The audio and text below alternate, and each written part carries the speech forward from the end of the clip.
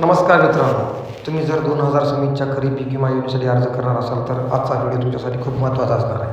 कारण आजच्या व्हिडिओमध्ये तुम्हाला मी भरपूर काय खरीप पीक विम्याबद्दल माहिती सांगणार आहे. सोशल मीडियावर एक पोस्ट मोठ्या प्रमाणात व्हायरल होत आहे. त्यामध्ये पीक विमा फॉर्म भरताना सोयी घोषणापत्र, केसीसी पीक कर्ज आणि चुकीची माहिती दिल्यास काय परिणाम होऊ शकतात याबाबत माहिती दिली आहे. म्हणून व्हिडिओ शेवटपर्यंत नक्की पहा. पीक विमा योजना म्हणजे काय? पीक विमा योजना ही नैसर्गिक आपत्ती आणि अतिवृष्टी, दुष्काळ, गारपीट, पूर, वादळ अशा संकटामध्ये शेतकऱ्याचे आर्थिक नुकसान कमी करण्यासाठी सुरू करण्यात आलेली योजना आहे. यामध्ये पात्र शेतकऱ्यांना नुकसान झाल्यास आर्थिक मदत मिळते. आता या पोस्टरमध्ये सर्वात जास्त चर्चा होत असलेला विषय म्हणजे स्वयं घोषणापत्र. स्वयं घोषणापत्र म्हणजे शेतकरी स्वतः दिलेली माहिती. त्यामध्ये शेतकरी काय माहिती खरी असल्याचे घोषित करतो. पोस्टनुसार केसीसी किंवा पीक कर्ज घेतले आहे की नाही याबाबत माहिती विचारली जाते. जर अशी माहिती फॉर्ममध्ये मागितली असेल तरी ती अचूक भरावी. केसीसी म्हणजे काय? केसीसी म्हणजे किसान क्रेडिट कार्ड. याच्या माध्यमातून शेतकऱ्यांना शेतीसाठी कर्ज उपलब्ध करून दिले जाते.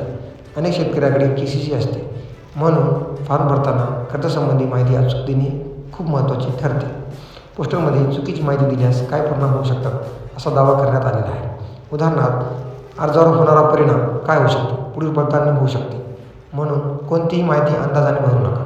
जर शंका असेल तर बँक, CSC सेंटर किंवा कृषी कार्यालयात विचारू नका.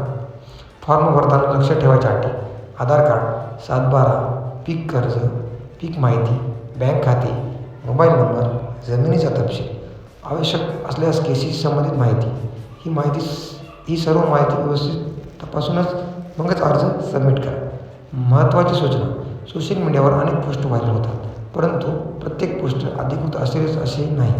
म्हणूनच पीक विमा अर्ज करण्यापूर्वी अधिकृत शासनाच्या सूचना आणि संबंधित विभागाचे नियम तपासा.